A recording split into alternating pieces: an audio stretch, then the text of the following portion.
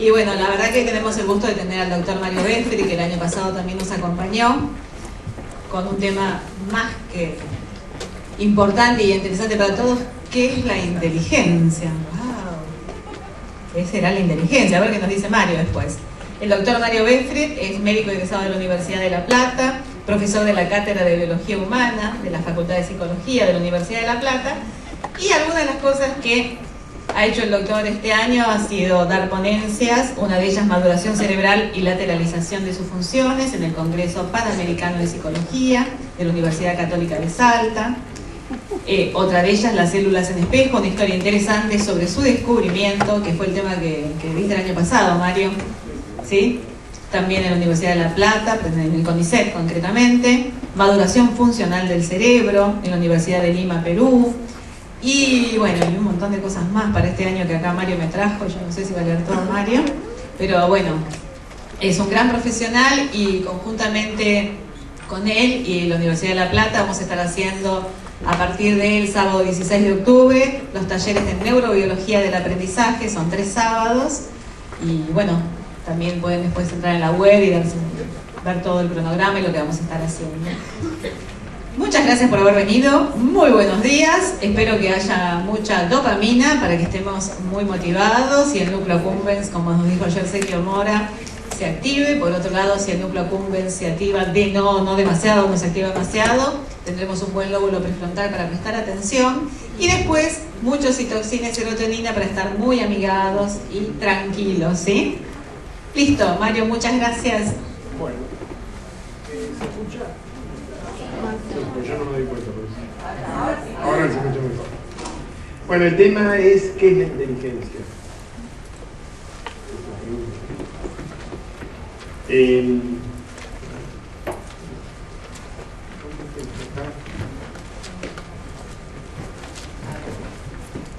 Bueno, para ubicar primero la inteligencia vamos a ver que hay una serie de procesos básicos que son cognitivos simples, como ven ahí, hasta que me acostumbre va a arriba. Senso, percepción, atención y memoria, y después están los procesos cognitivos complejos o superiores, pensamiento, lenguaje, y lo que tenemos que ver hoy que es inteligencia. Esto es una ubicación sobre el tema.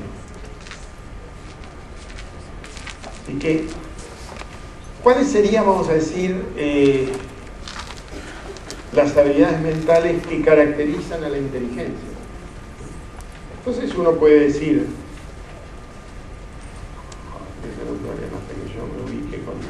en cada lugar es otro.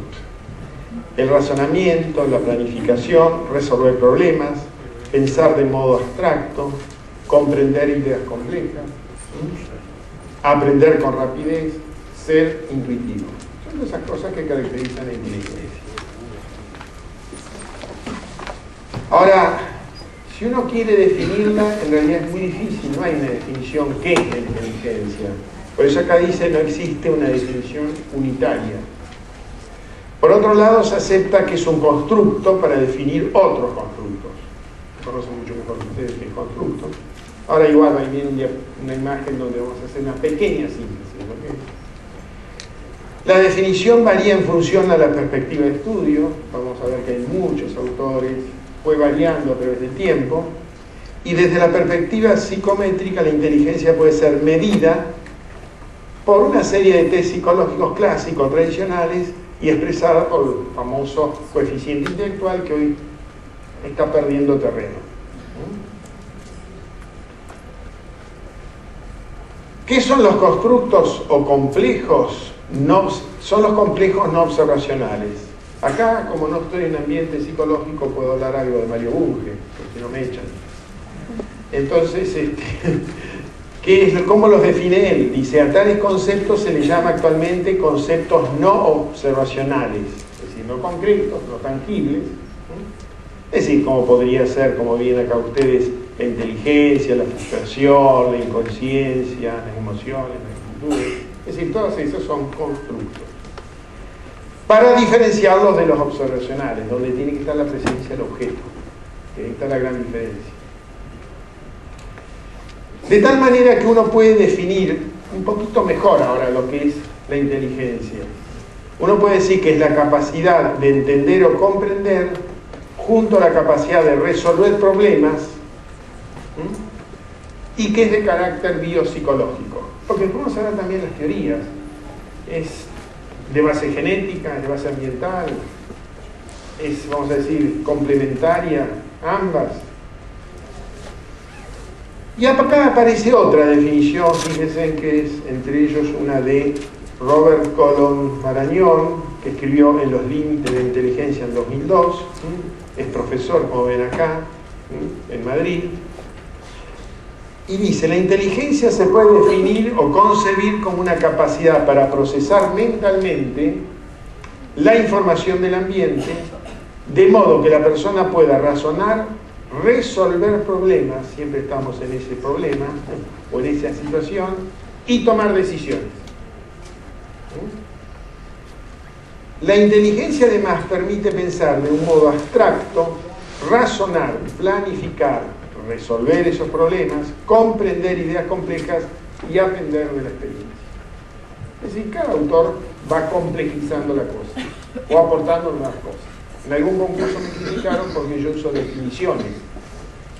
Por supuesto que los que estaban al frente de famosos evaluadores creo que carecían de un criterio pedagógico básico, porque las definiciones ayudan a ver lo que dicen distintos autores y cuáles son las cosas que son más o menos comunes. Sin embargo, fue una crítica para gente que lógicamente debe tener poca base individual. Es interesante lo que ha dicho, fíjense en qué año, 1596. Vivió entre el que 96 y 1950. Descartes: pienso, luego existo. Es una buena ubicación de la cosa. Y por otro lado, Pascal dijo: el hombre es solo una caña, la más débil de la naturaleza. Pero es una caña que piensa. Ahí está la gran diferencia. Otro hecho es ver qué relación hay entre lenguaje y pensamiento. Es decir, no hay que confundir el lenguaje con la inteligencia, fundamentalmente. El lenguaje no es necesario para pensar. Uno puede pensar sin el lenguaje, no. Se ha determinado que los seres humanos criados sin ningún lenguaje pueden hacer cosas que requieren del razonamiento abstracto. De tal manera que la inteligencia es la capacidad, o la posibilidad y la capacidad de resolver problemas valiéndose del pensamiento. Y uno empieza a relacionar funciones cognitivas superiores. No están descolgadas, separadas, sino que interactúan, forman parte de un sistema. Y por eso es útil, tal vez no para ustedes, pero a veces cuando uno está en un ambiente de gente que recién empieza, poder ver algunas definiciones que nos ubiquen mejor. La inteligencia es la facultad de fortalecer, como ven acá, o si ustedes quieren, de conocer, comprender y entender las cosas. El pensamiento es la facultad de imaginar, considerar, destruir o reflexionar. Descubrir. Sí, yo tengo un problema que a veces uso bien los sinónimos, pero tengo un problema que leo no lo que dicen. Pero siempre me pasó. Sí. Sí, pero puedo decir cualquier cosa. ¿Sí? De cualquier manera, me siguen. Eso es lo útil. El razonamiento es la operación mental de carácter discursivo que consiste en establecer una nueva relación entre conceptos que están ya primariamente relacionados entre sí mediante juicios. David Weichler define a la inteligencia como la capacidad global y agregada de un individuo de actuar deliberadamente, pensar racionalmente y relacionarse eficazmente con el medio. Es decir, es un conjunto de aptitudes y de habilidades mentales. Este hombre, más o menos para que lo ubiquen, vivió entre el 1896 y 1981. No hace tanto. Incluso hay un famoso escala de inteligencia que describió. Claro, la otra pregunta, y Carlos cuando me ofreció el tema dice, ¿una o varias inteligencias? Porque estuvimos charlando y me dice, son varias. Y tiene razón, son varias. Entonces vamos a ir viendo ahora lentamente, a partir de ahora, todo este proceso histórico para ver qué es lo que se piensa, qué es lo que aportan, qué es lo que dicen los distintos autores. Y cuál puede ser la utilidad de todo eso. Eso es lo más importante. Por un lado, se dice que la forma tradicional de medir la inteligencia a partir del coeficiente intelectual pertenece al pasado debido a sus limitaciones. Y eso es cierto. Hoy ya en ninguna empresa se usa en forma exclusiva el coeficiente intelectual. Se usa el otro coeficiente que mide la inteligencia emocional. Por otro lado, Gardner, en Estructuras de la Mente, que lo escribió en 1983, su primera edición, recalca que no hay una única clase de inteligencia, sino varias. Y ahí empieza. Por otro lado, se podría decir que al menos hay 7 tipos de inteligencia. Pues vamos a ver que hay muchas más. Y van a aparecer muchas más. De acuerdo a los autores. Gardner es contemporáneo nuestro, tiene un año menos que yo. No, un año más que yo. Así que soy más chico. Yo soy del 44, él del 43. ¿Y qué serían las inteligencias múltiples? El tradicional coeficiente intelectual se basaba en la inteligencia lingüística y lógico-matemática. ¿Qué es lo que hace y qué hace actualmente el colegio? Desde el colegio primario. Y que para muchos es un gran error. O por lo menos se quedan a mitad de camino. Las que actualmente se consideran habilidades personales incluyen la inteligencia interpersonal la intrapersonal e interpersonal. Y estas dos son las que constituyen lo que se conoce en forma genérica como inteligencia emocional. Cada tipo sirve para describir una determinada clase de situación y o profesión. Ese es el otro detalle. Y entonces vamos a hacer un poquito de historia. Primero, teniendo en cuenta la naturaleza plural del intelecto, que la inteligencia es multidimensional, que existen diversos estilos cognitivos, que por las características multifacéticas de la creatividad, muy usado, muy aplicado en la actualidad, y la estructura sistémica de la mente, que es algo adquirido, algo aprendido. Nosotros hacemos un cerebro, pero tenemos que generar una mente. Ahí está el asunto. Aparecen, entre otras, los siguientes enfoques. La inteligencia social, ven, 1937. La inteligencia múltiple de Gardner, 1983. La teoría triárquica de Stenberg, 1985. Una persona que ya anda por cerca de los 90 y pico de años. Es un rumano que tuvo que escapar de la persecución nazi y ahora está en Israel trabajando. La inteligencia creadora o transformadora de Marina, 1993. Y la inteligencia emocional de Goleman, 1995. Es decir, acá tiene más o menos una cronología de cómo se fueron dando el aporte con respecto a las inteligencias múltiples. Ahora, ¿cuál es el origen de la inteligencia? Porque siempre es como en todos los aspectos biológicos, médicos, psicológicos. ¿Es genético? ¿Es ambiental? ¿Es la interacción de ambos? Indudablemente es la interacción de ambos. Porque nosotros nacemos con una carga genética, pero con eso no quiere decir que vamos a ser inteligentes. Nosotros tenemos que tener un ambiente adecuado, porque si no, no vamos a desarrollar nuestra inteligencia. Por eso, indudablemente, los interaccionistas, donde está Feuerstein, es justamente uno de esos elementos más característicos para entender lo que es la inteligencia. De tal manera que la función principal de la inteligencia no es solo conocer, que esto es otro detalle, sino dirigir el comportamiento para resolver problemas de la vida cotidiana con eficacia. Es decir, conocer, resolver problemas y con eficacia. Que sería, vamos a decir, la síntesis de esta imagen. Fíjense en lo que dice nuevamente Roberto Colón Marañón. La inteligencia se puede concebir como una capacidad para procesar mentalmente la información del ambiente, de modo que la persona pueda razonar, resolver problemas y tomar decisiones. Y las decisiones, más que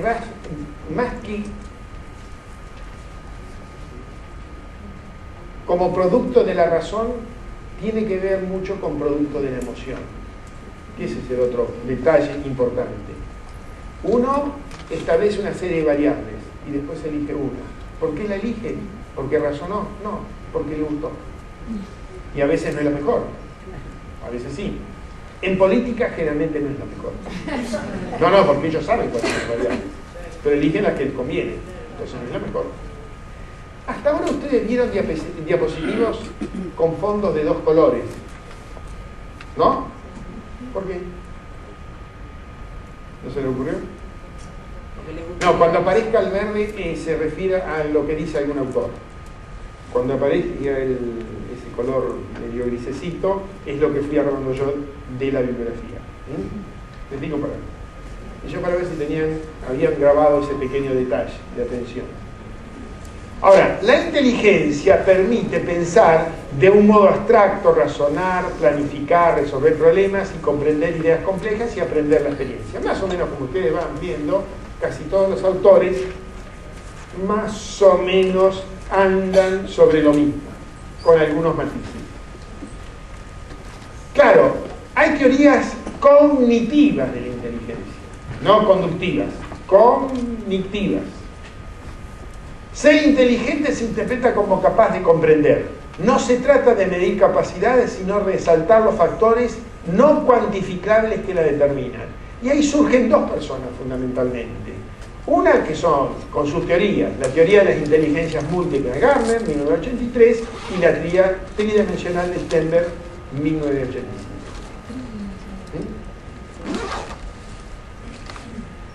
Pero por supuesto, Gardner describió una serie de inteligencias, como ven acá, ¿no es cierto? Donde está la lógico-matemática, la musical, la naturalista, la lingüística, la espacial, y 2 más, que incluye, que es la interpersonal y la intrapersonal y la interpersonal, que sería la inteligencia emocional. Por su parte, Stenberg habla de una teoría tridimensional. Y en esa teoría tridimensional hay 3 peldaños que toma en cuenta. Uno que es la experiencial, que es la habilidad para adaptarse de manera creativa a nuevas situaciones. Otra que es la componencial, que es la habilidad para adquirir nuevos conocimientos y solucionar problemas en forma efectiva. Y una contextual, que es la habilidad para seleccionar contextos en los que uno puede sobresalir. Claro, la otra pregunta es ¿qué es ser inteligente? Entonces uno puede decir, bueno, un individuo brillante. Y eso no es ser inteligente. Este es el gran problema, porque muchas veces uno dice, qué bárbaro, mi chico anda bárbaro en matemáticas. Es un capo. Sí, es un capo en matemáticas. Pero eso no significa que sea un inteligente. A lo mejor no puede resolver problemas. Y con eficacia. Y decidir. ¿Se dan cuenta? Entonces, por eso, Gardner,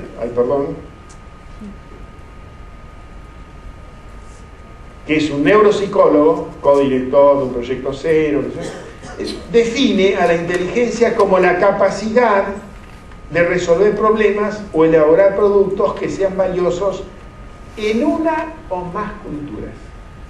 Ese es otro detalle importante. Tiene que trascender las fronteras donde uno está.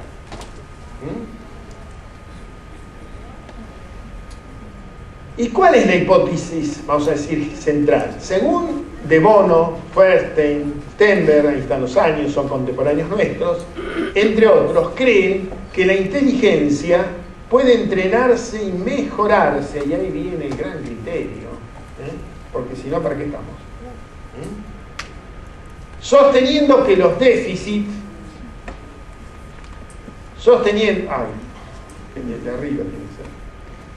sosteniendo que los déficits intelectuales se deben a factores ambientales, socioeconómicos, culturales y no innatos, por lo cual son modificables. Y ahí viene el gran concepto de la plasticidad cerebral. La plasticidad cerebral, que es mayor cuanto más joven es el individuo, no termina hasta el momento de la muerte.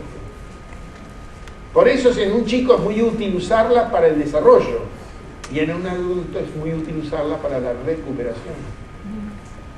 Es decir, nunca desaparece la plasticidad, si no, no habría recuperación. Esto es otro detalle interesante. Y acá Feuerstein describe el programa de enriquecimiento instrumental y él toma dos elementos, que es la modificabilidad estructural cognitiva, como la ven acá, y además lo que llama experiencia del aprendizaje mediado. Es decir, que gracias a eso se puede modificar la estructura cognitiva de los adolescentes, privados desde el punto de vista sociocultural, y también para los sujetos con necesidades educativas especiales con el objeto de mejorar el funcionamiento cognitivo. Por eso es muy interesante. Y ahí entra justamente la actividad del mediador. ¿Y quién es el mediador, como vamos a ver después? El padre, ¿no es cierto? El maestro, el docente. Entonces, por eso acá ustedes ven que justamente esa modificabilidad estructural cognitiva es un intento de compensar los déficits y carencias de la experiencia del aprendizaje a través del mediador. Y ahí juega un rol importantísimo el mediador. También intenta proporcionar una serie de requisitos del pensamiento que ayuden al sujeto a diferenciarse con los contenidos del programa y de cualquier experiencia que pueda facilitar su adaptación o integración social. Creo que si pensamos en nuestro país, esta definición pega, pero exactamente. Y otros países también. Claro, entonces Feuerstein ha descrito tres condiciones que definen justamente esta modificidad estructural cognitiva, que es la permanencia, la permeabilidad y la estabilidad. ¿Qué es la permanencia? Se refiere a la persistencia de los cambios cognitivos que vamos adquiriendo o que tenemos a través del tiempo. Primer detalle. En segundo lugar, la permeabilidad, que se relaciona con un proceso de difusión según el cual los cambios modificados afectan al todo. Siempre hay que pensar que el individuo es un conjunto, es un todo, es un sistema, no es una parte o una sumatoria de partes. Si mejoramos una, mejoramos todo. La estabilidad refleja la naturaleza autoperpetuable, autorregulable y autónoma de la modificación cognitiva. Y se basa en dos aspectos para todo esto. Que los seres humanos son sistemas abiertos, es decir, todos los seres vivos son sistemas abiertos. Es decir, nosotros estamos en conexión con el medio, tenemos una semipermeabilidad desde la célula. Si no, no había intercambio. En el caso que estamos hablando de inteligencia, el intercambio, ¿cuál sería? La célula es la energía, la sustancia. Y en el caso de la inteligencia, ¿cuál sería el intercambio? El entorno que nos está brindando información. ¿Se dan cuenta? Eso es lo que nosotros acaparamos. Y vamos a procesar esa información. Y vamos a usarla para resolver problemas. Y para tomar decisiones. El otro hecho es la modificabilidad estructural cognitiva, se aplica mejor por medio, como habíamos dicho, de la experiencia del aprendizaje mediado, es decir, a través de un mediador. Se necesita de un mediador, de un conductor. De tal manera que la experiencia del aprendizaje mediado, como ven acá, se define como la calidad de la interacción del ser humano, como decían recién ustedes, con su ambiente. Por otro lado, es mucho más que un simple hecho pedagógico. No es largar información y nada más. No es que el que nos está escuchando es un ente pasivo, es un ente activo. Y por otro lado, esto conlleva la explicación de que los procesos cognitivos como un subproducto de la transmisión cultural.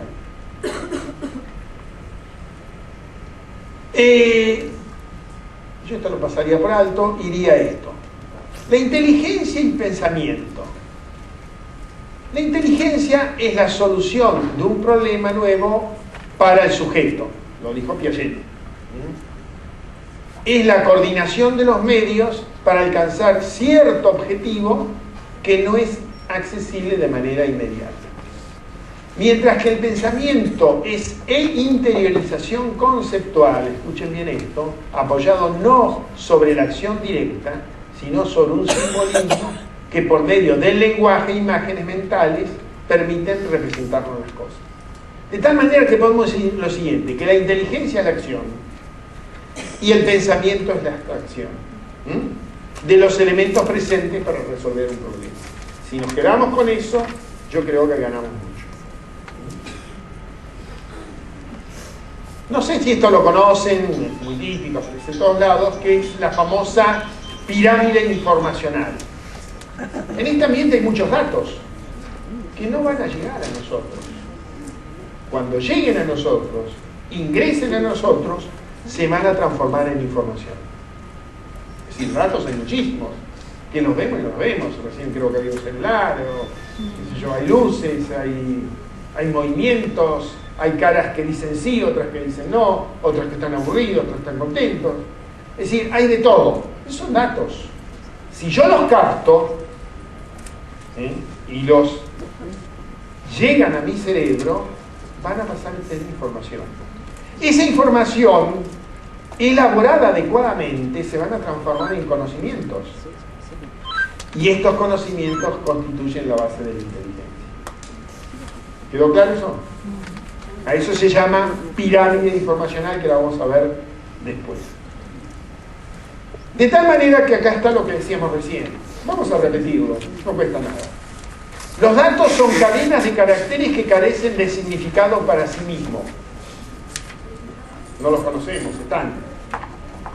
La información es el conjunto de datos situados en un contexto. Ya ingresaron, lo ubicamos. El conocimiento es la mezcla de la información, experiencia, valores y saberes que son útiles para la acción. Y la inteligencia es la capacidad humana que permite aplicar el conocimiento adquirido para comprender, interpretar y resolver situaciones o problemas. ¿Quedó claro eso? ¿Sí? Claro, hay algo que... Ustedes saben que las neurociencias y todos estos temas no son patrimonio ni de la medicina, le diría que los que menos la usan la medicina, desgraciadamente, porque así somos los médicos. Los psicólogos, que a veces se resisten, se resisten en estos temas, y los que más los usan, parece mentira, es otra gente. Los economistas, en derecho se usa bastante, cada vez más, el lenguaje corporal, en derecho, que ahora posiblemente salga, o va a salir un trabajo mío, no sé cuándo, puede ser que esté hoy o otros días, en clases magistrales, vieron en revistas noticias, por ahí búsquenlo si quieren, va a aparecer un trabajo que se llama El lenguaje insensible y secreto del cuerpo, que es todo esto. Es una síntesis de lo que yo creo que es muy interesante, porque en Estados Unidos lo está usando la CIA, lo están usando el FBI, lo está usando todo el sistema judicial. Lo están usando los psicólogos, pero los psicólogos de Estados Unidos son psicólogos biológicos, distintos. ¿Se cuentan? Y secreto del cuerpo. Creo que sí, es así, no me acuerdo. Pero por ahí anda. Eso es propaganda, como dice Grondona, ¿no? Las parroquiales, como dice, ¿no? Sí. Bueno, pero la creatividad y la innovación muy usada en marketing, muy usada por los economistas, muy usada por las empresas, muy usada por la gente que sabe que esas cosas son útiles. Y yo en un concurso, y hace poco, con una persona de Rosario, que se llama Frank Kelly, dije que la neurociencia pasó a ser, desde hace unos años, la ciencia o madre de la ciencia. ¿Cómo dijo? Así. Tal vez fue más expresivo que yo, porque no quiero levantar más la voz. Lógicamente, porque carece de conocimiento. No es porque yo tenga más, porque lo escuché. Había estado en Israel justo una semana el año pasado, donde el tema central fue desglosando los misterios del cerebro. Y los que presentaban las cosas no eran médicos, casi ni biólogos. Eran pintores, eran escultores, matemáticos. Una chica que era matemática, me llamó la atención, estudiaba problemas con dislexia, el chico. Yo le pregunté, ¿y usted qué título tiene? No, soy licenciada en matemáticas. Esto para que se den cuenta cómo todo esto pasó los límites. Incluso Estados Unidos ha puesto muchos millones de pesos en el Pentágono para todas estas cosas por problema de las guerras. Para conocer al enemigo. ¿Se dan cuenta? Incluso para crear armas que no serían armas de plomo y de golpes, sino otras armas. Es decir, serían armas que entrarían en el cerebro y cambiarían la conducta de las personas. Es una especie de medicamento. Así que, ¿a dónde llegaron? Tienen cosas útiles y cosas que no son. Entonces, la creatividad, es la capacidad humana para generar ideas o conexiones imaginativas en un determinado campo con cierto nivel de originalidad y aportación de valor. La innovación es la capacidad organizativa para convertir estas ideas, ¿no es cierto?, en un producto, servicio o proceso distinto valorado con éxito. Pero ojo, la educación está ahí. No es solamente para las empresas. La educación tiene que ver mucho con esto. Por eso, ¿qué es la creatividad? Es la capacidad, fíjense, de generar o para generar soluciones originales y novedosas. Tiene una serie de pasos. Por eso hay que ver lo que todos ven. Pensar lo que nadie más ha pensado. Ser creativo. Y hacer lo que nadie se ha atrevido a hacer. Ser innovador. ¿Se entiende, no? Creo que está muy interesante, ¿no? Este esquemita. Einstein, que creo que nadie duda que fue una personalidad muy interesante, dijo: la imaginación es más importante que el conocimiento. Y lo dijo Einstein, o Einstein, ¿no? Agregando que formular preguntas y posibilidades nuevas, ver problemas antiguos desde un ángulo nuevo, no tomarlo como verdad absoluta, todo lo de antes, o todo incluso lo que se está creando hoy, requiere imaginación creativa y es lo que identifica el verdadero avance de la ciencia. Si no, estaríamos con el primer paso, el de siempre, como un chiquito que no aprende a caminar, ¿está? Con el primer pasito. Y acá aparece el concepto de cerebro izquierdo y derecho. En el año 81 la inteligencia era considerada como era considerada desde el punto de vista racional y las investigaciones se centraban principalmente en el estudio del hemisferio izquierdo. Porque casi el 96% tenemos dominancia izquierda. Incluso los zurdos. El 70% de los zurdos escriben, es decir, que tienen dominancia izquierda, o que son zurdos, tienen dominancia izquierda. Es decir, no es tan matemática y cruzado, es la cosa. Por eso, no. El 90% de los que estamos acá tenemos dominancia izquierda para el lenguaje. Y el 10% al revés. No sé cuántos hay de zurdos acá. ¿Cuántos hay? No sé si llega, pero más o menos se calcula siempre entre 10 y 15. Y que esto se sabe históricamente o prehistóricamente que es así, porque cuando se estudian las cuevas de las manos, hay justamente un 90%, ¿no es cierto?, de manos izquierdas, porque eran diestros, y solamente un 10% de manos derechas, porque eran zurdos. No está estudiado eso, ¿no?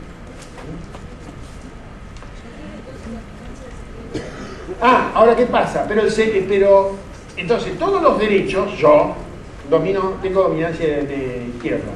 Pero los zurdos, que había por allá uno, por acá no me acuerdo cuánto, el 70% de ellos también tienen dominancia izquierda. Y si uno sale a cuenta, el 96% tiene dominancia para el lenguaje con el hemisferio izquierdo.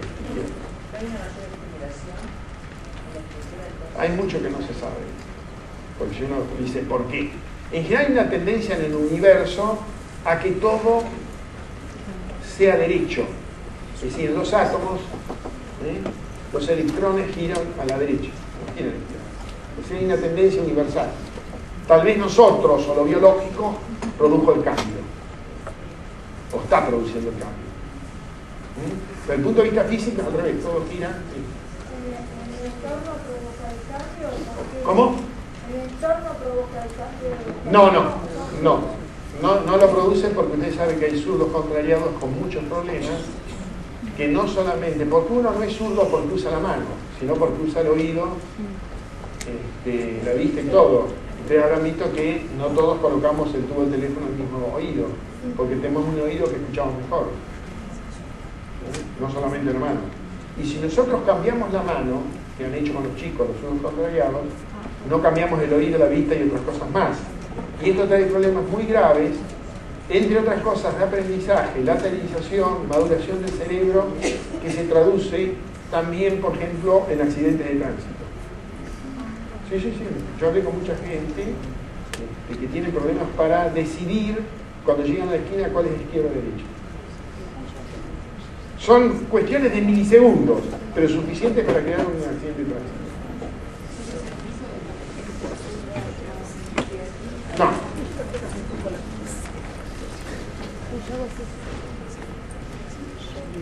Lo que pasa que los derechos, está bien lo que dice, no es más inteligente, es más creativo.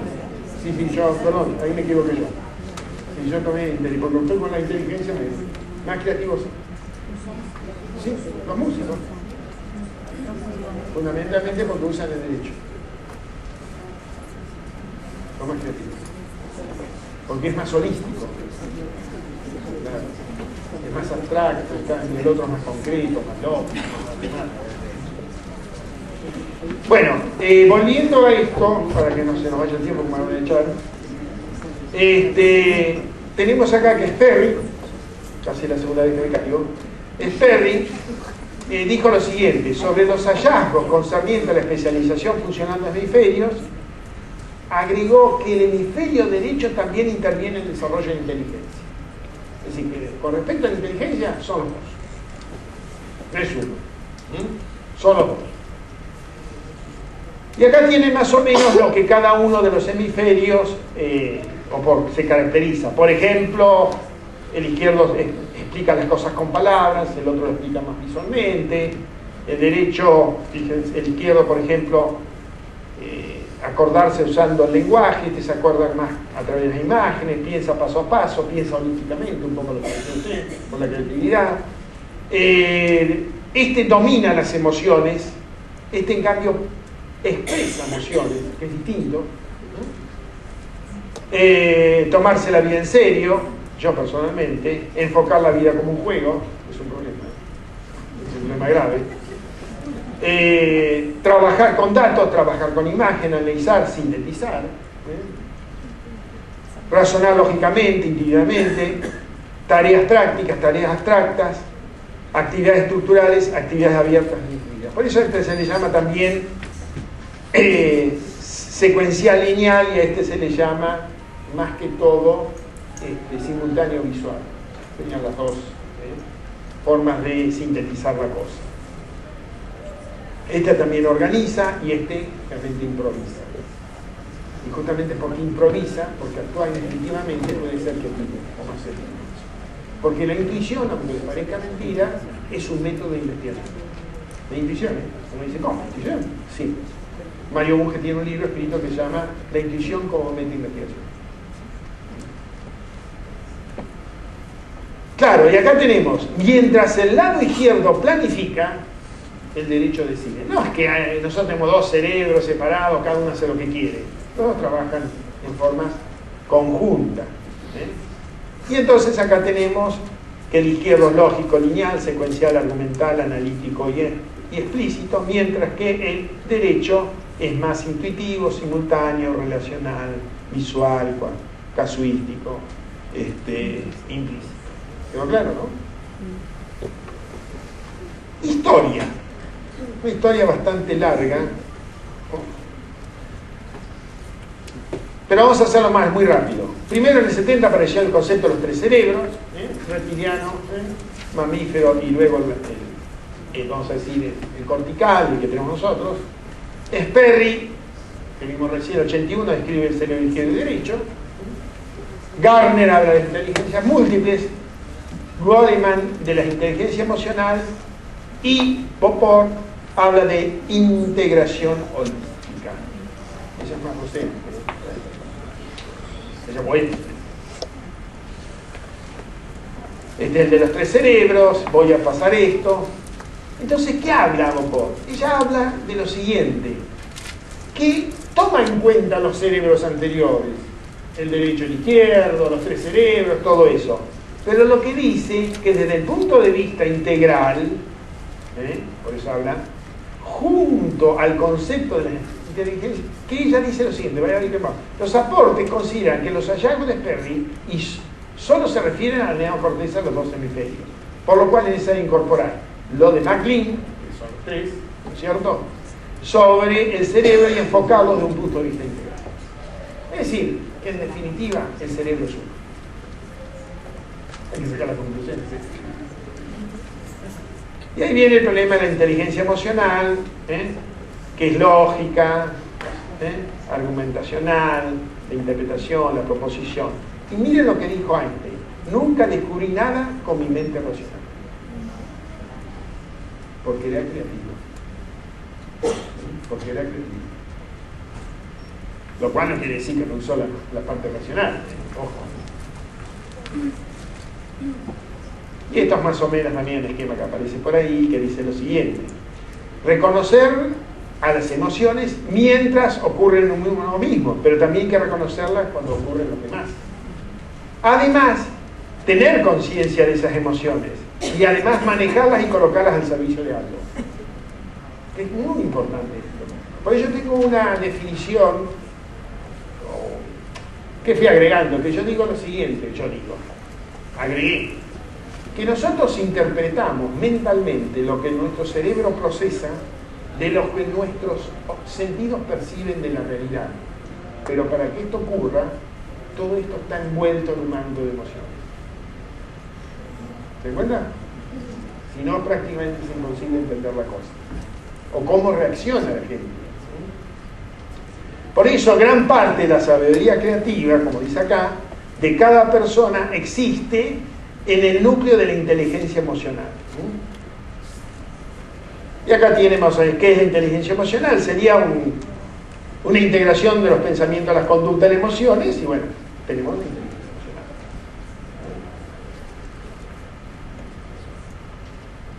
Fíjense lo que dijo este hombre, Goleman, que definió la inteligencia con la capacidad de reconocer nuestros propios sentimientos, pero él hablaba más de la parte de inteligencia emocional, sentimientos de los demás, motivarlos y manejar adecuadamente las relaciones para sostener con los demás y con nosotros mismos.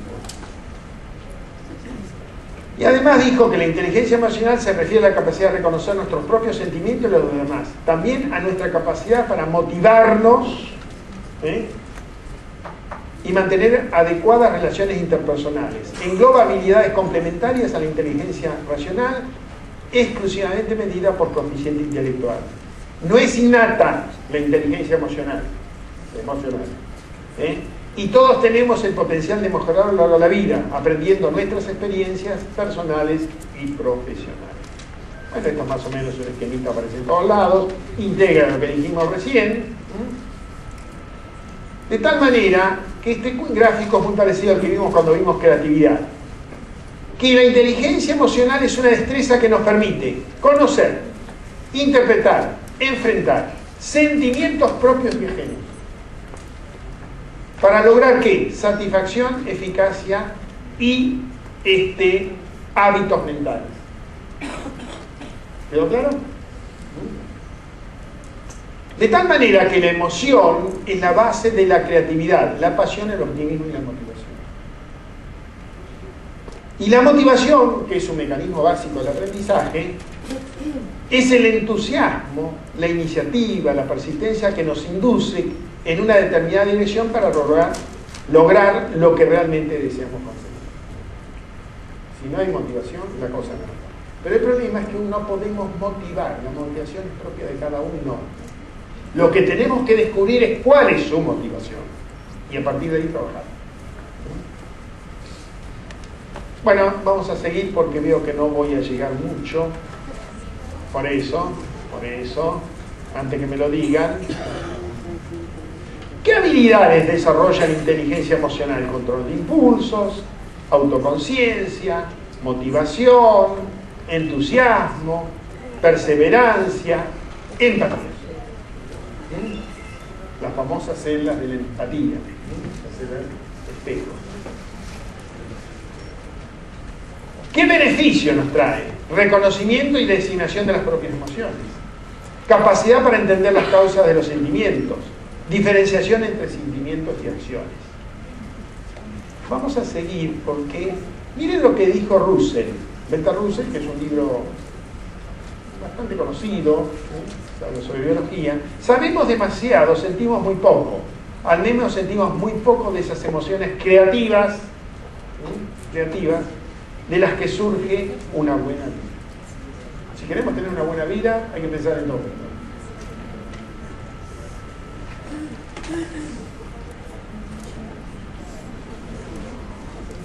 ¿Qué características tiene? Bueno, que es infantil, autoconfirmante, impone el pasado sobre el presente, se autojustifica en el presente, realidad específica de estado, memoria selectiva, asociativa, atemporal. Son todas características. De tal manera que hay honestidad emocional, energía emocional y retroinformación emocional. Intuición práctica. ¿Cuál es la actitud emocional? Presentación auténtica, claridad de autenticidad, radio de confianza, flexibilidad y renovación, descontento constructivo.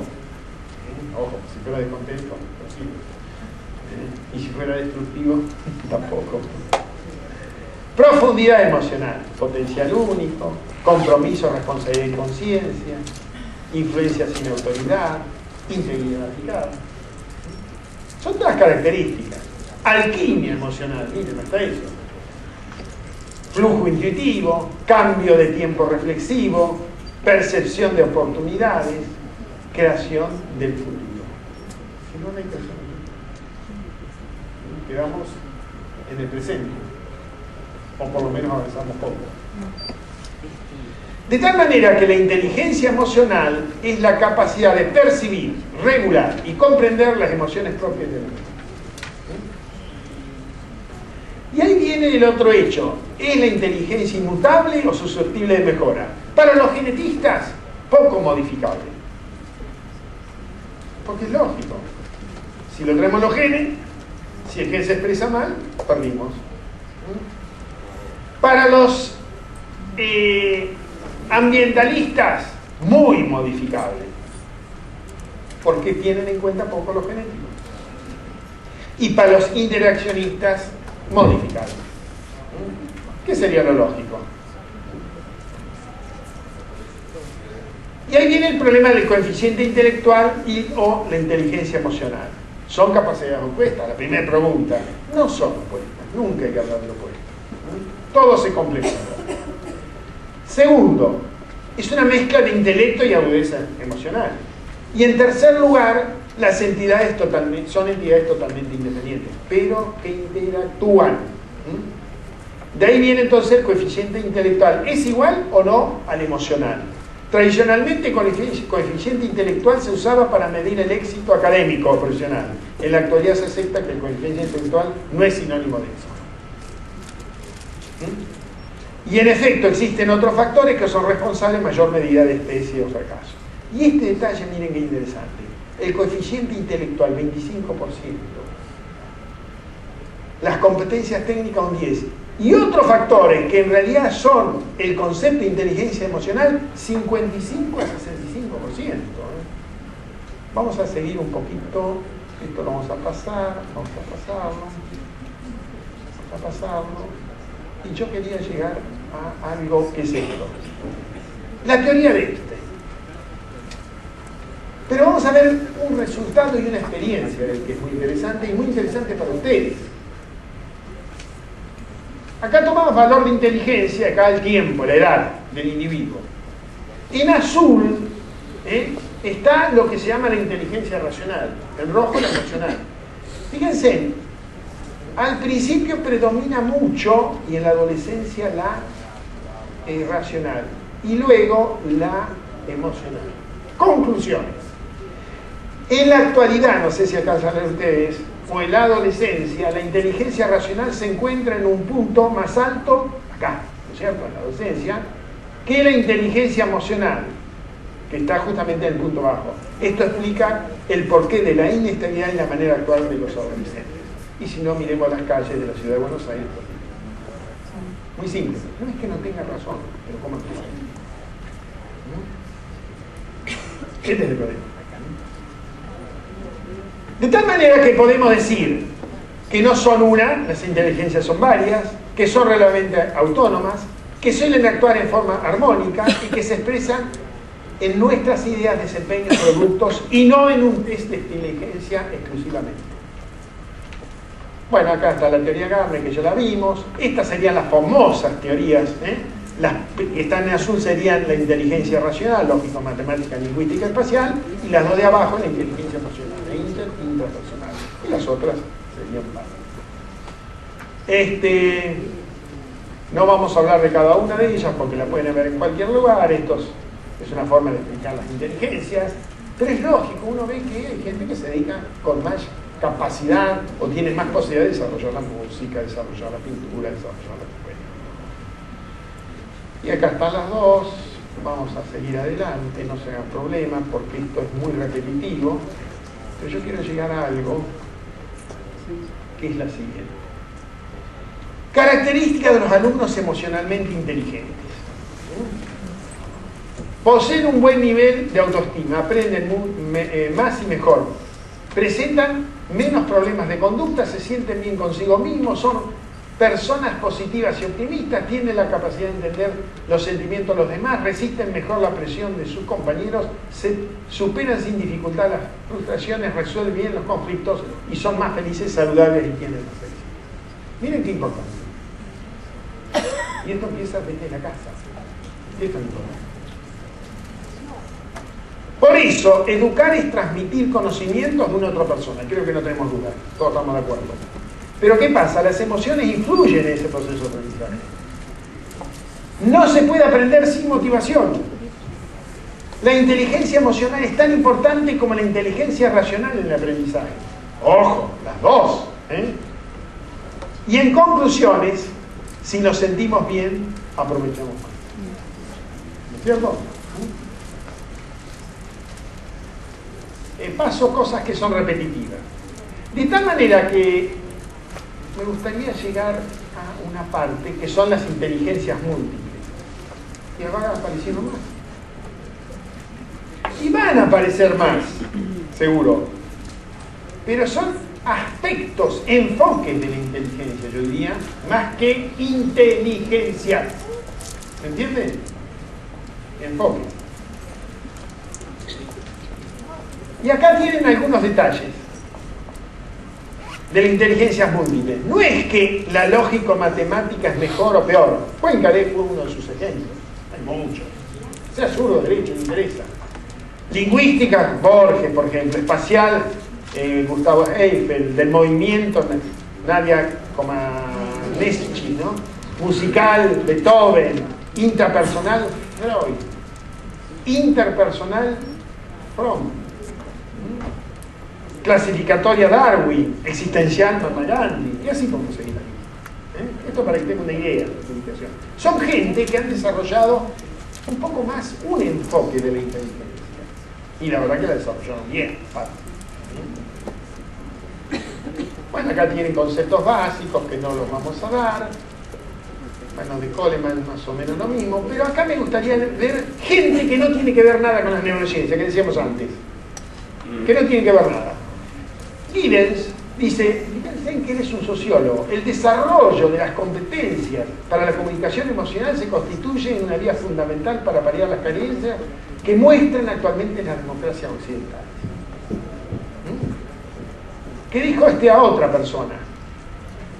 Senge, que él es ingeniería, miren, empezó con la ingeniería. ¿Y qué dijo? Los individuos con alto nivel de maestría personal no se pueden permitir escoger entre razón e intuición, entre cabeza y corazón, como no elegir caminar con una sola pierna o ver con un solo ojo. Pero qué interesante, gente que no tiene que ver nada con las neurociencias desde un principio.